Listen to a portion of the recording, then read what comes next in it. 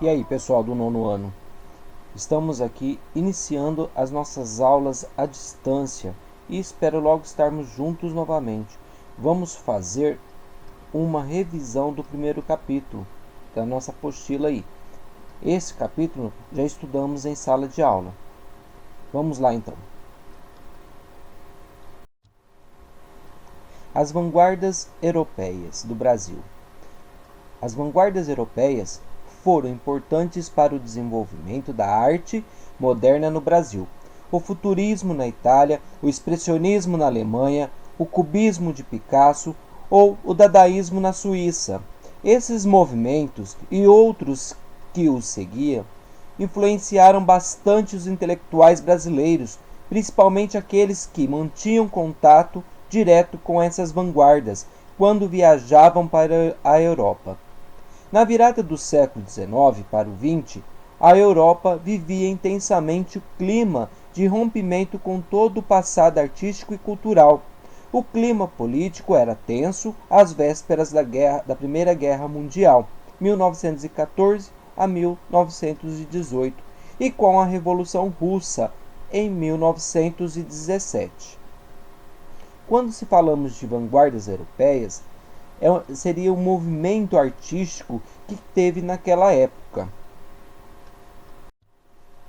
Um exemplo disso foi o cubismo, que foi a vanguarda artística europeia surgida no século XX, na França, que abrangeu as artes plásticas e a literatura, marcado pelo uso de formas geométricas.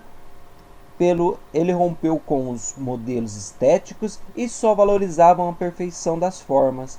Esse movimento pode ser considerado o primeiro a se caracterizar pela incorporação do imaginário urbano, industrial, em suas obras. Então o cubismo ele teve três fases, que nós logo à frente vamos falar. Nessas três fases, o que eles adotaram? Cores e formas geométricas. A origem.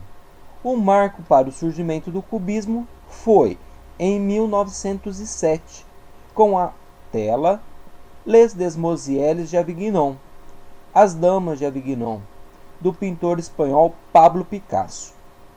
Aí nós temos a imagem, uma pintura de Picasso, retratando seres humanos em formas geométricas. Algumas utilizam máscaras, tá? Duas delas estão utilizando máscaras. Por que máscaras? Máscaras africanas. Ele se inspirou na origem africana. Por isso que ele fez e desenvolveu esse novo surgimento aí. Essa obra apresenta influências visíveis das esculturas africanas e das pinturas do pós-impressionista francês Paul Cézanne. Ao lado de Picasso, o pintor e escultor francês Georges Braque foi fundador do movimento cubista. Então esses dois artistas aí fizeram parte desse movimento e a fundação, Então Picasso e o escultor Georges Braque. Cubismo no Brasil. No Brasil, somente após a Semana de Arte Moderna de 1922 é que o movimento cubista irá ganhar força. Então, só nesse ano, nesse período, que ele ganhou força, que ele teve a repercussão que eles esperavam para tal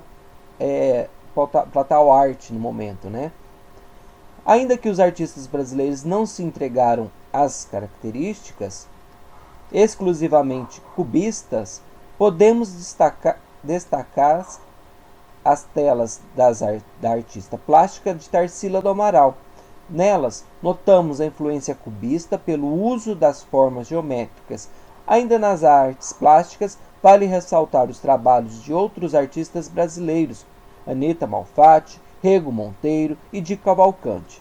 Já a literatura cubista no Brasil teve como destaque as obras dos escritores Oswald de Andrade, Raul Buco e Érico Veríssimo. Note que a literatura cubista teve como foco a de destruição da sintaxe, pondo fim na linearidade. Aqui nós temos a imagem que corresponde àquele slide anterior. Então nós vemos aí, não tem muita linearidade, não tem muitas linhas, muitas formas geométricas, né? E que conduzam a um entendimento fácil, né? De pessoas andando por uma praça, casas ao fundo, um trenzinho ao fundo ali também. Então a gente consegue ter o que? Uma perspectiva linear. Olhando assim, a gente consegue ir além do plano de frente dele. Então a gente consegue ir ao fundo, como se fosse subir uma escada, né? Um degrau, quando a gente vê pequenininho lá no fundo. Principais características do cubismo. Com o cubismo, teremos um tratamento geométrico das formas da natureza. Passam a ser figura em 3 dimensões. É a tal perspectiva linear que eu disse para vocês, né? Tem as dimensões. Predominam as linhas retas, moderadas, basicamente por cubos e cilindros, dada a geometrização das formas e volumes. Essa técnica que renuncia à perspectiva, assim como ao claro e escuro. Lembra da técnica que eu falei para vocês, chiaroscuro, que é o preto e o branco fazendo contraste? Então seria esse claro e escuro aqui, que causa uma sensação de pintura escultórica. No plano conceitual, o cubismo pode ser considerado como uma arte que privilegia o exercício mental como maneira de expressão das ideias. Ao romper com a perspectiva consagrada das linhas de contorno, a natureza passa a ser retratada simplificadamente. Isso permite maior abstração sobre os atributos estéticos da obra, ao mesmo tempo em que recusa a ideia de arte enquanto pura imitação da natureza. As naturezas mortas urbanas e os retratos são temas recursivos no cubismo. As fases do cubismo. Então são 3. A fase cezanista ou cezaniana, de 1907 a 1909, também chamada de pré-analítica. O nome já indica que esse período foi caracterizado pela influência dos trabalhos do artista plástico francês Paul Cézanne. Ele usava cores aí mais fortes, né? E traços mais retos, com formas geométricas. Fase analítica ou hermética, 1909 a 1912. A fase analítica caracterizou-se pela cor moderada e registro dos elementos pictórios e seus elementos em planos sucessivos e sobrepostos. Então, nessa imagem aqui do violino e castiçal, nós temos imagens sobrepostas em formas geométricas, tá? Com uma perspectiva linear também, com o fundo em 3 dimensões, e os elementos pictórios, né? Que eram sobrepostos uns aos outros.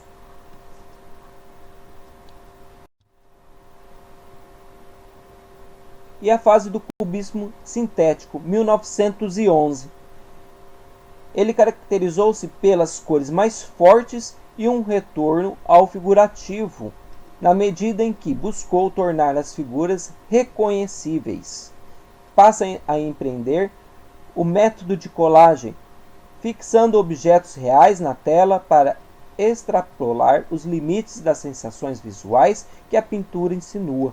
Então, nessa fase aqui, nessa última fase que é o sintético, eles também usavam colagem com objetos, eles faziam montagem com papéis, então tinha vários produtos, vários materiais que eles utilizavam aí.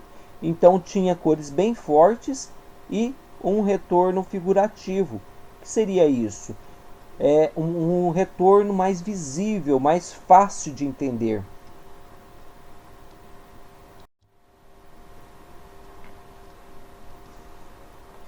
Principais pintores cubistas. Os maiores representantes da pintura cubista foram Pablo Picasso, Georges Braque, Juan Gris, Fernand Léger, Diego Rivera, Tarsila do Amaral. Os principais escultores cubistas: Raymond du Camp-Villon, Constantin Brancusi,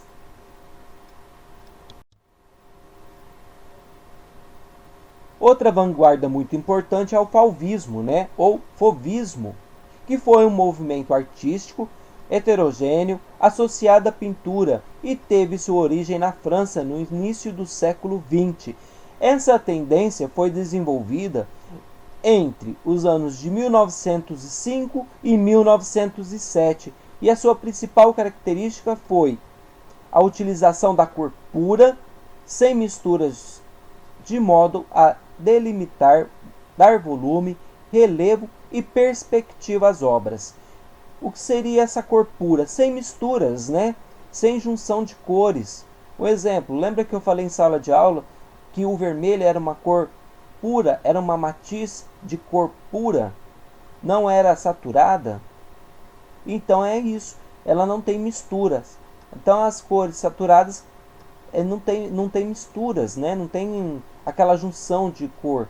E as não saturadas têm a mistura de cores.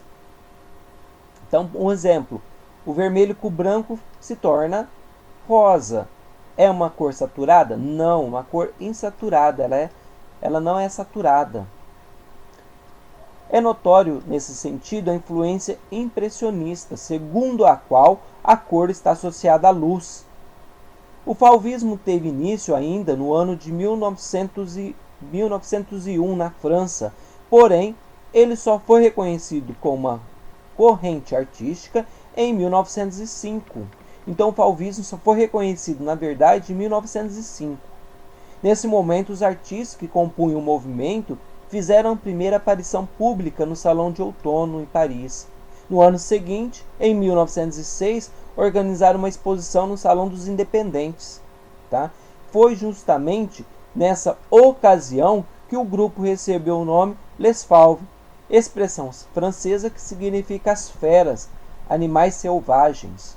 Então só aí em 1905 e 6 que eles tiveram um espaço para expor as suas ideias e as suas artes. Isso quando o renomado crítico de artes Lois Vasconcelos, 1870-1943, tentou descrever a sensação causada ao observar uma única obra clássica cercada por pinturas fauvistas.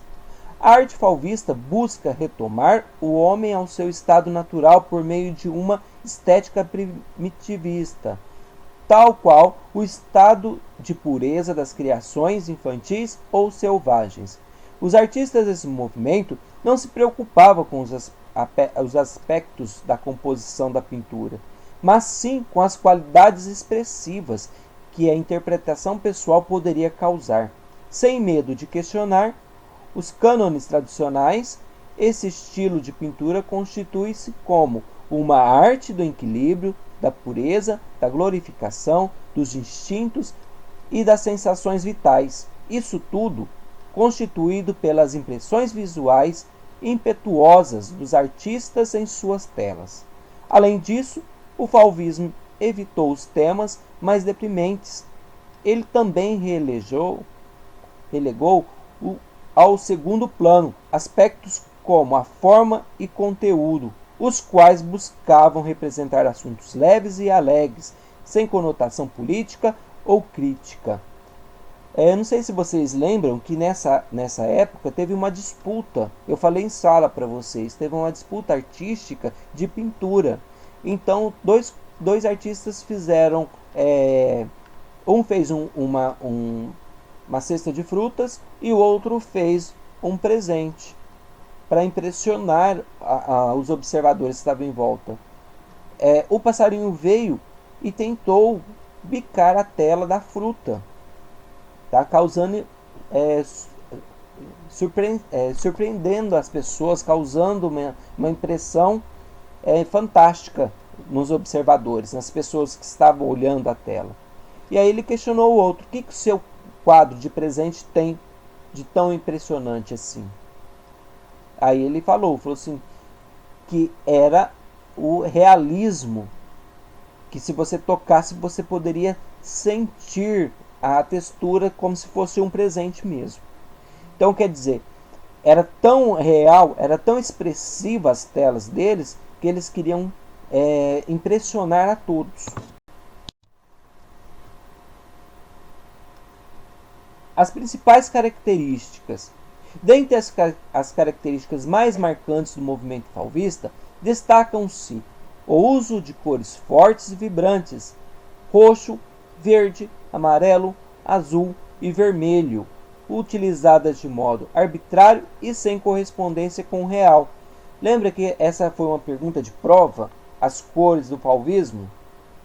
Então essas cores, sempre em seu estado puro, simplificavam as formas, assim elas delimitavam e modelavam seu volume por meio de uma gradação fraca ou inexistentes de matizes de cor. Outro aspecto importante são as pinceladas largas e espontâneas, com as quais os artistas fauvistas delimitavam os planos e criavam sensação de profundidade. Principais artistas do fauvismo. Então nós temos aí, o principal desse movimento foi Henri Matisse.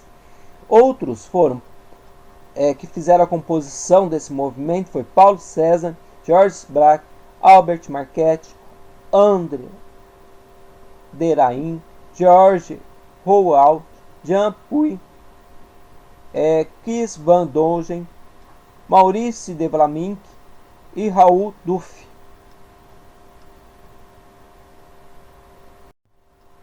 Nós temos aqui as principais obras.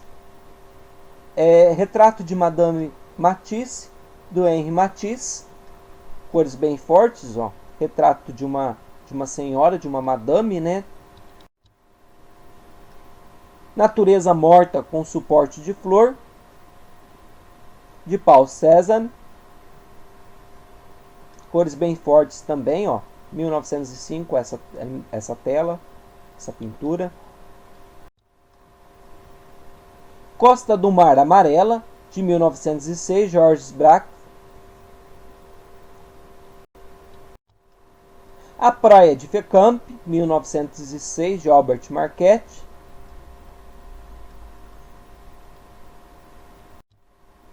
Estaque, 1905, de André Derain.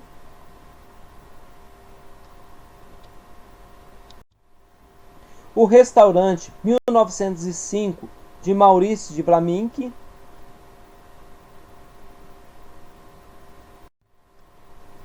O principal representante do movimento, como eu disse para vocês, do fauvismo, foi Henri Matisse, né?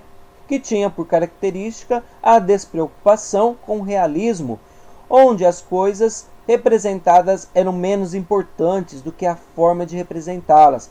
Por exemplo, Natureza Morta com Peixes Vermelhos, pintada em 1911, quando se observa que o importante são as cores puras e estendidas em grandes campos, essenciais para a organização da composição. Com isso nós terminamos nosso o primeiro conteúdo aí, que são as vanguardas europeias. Pessoal, não esqueçam de colocar o seu nome, a série, de colocar a data que entrou, o horário de que entrou, o horário que saiu. Até o próximo vídeo.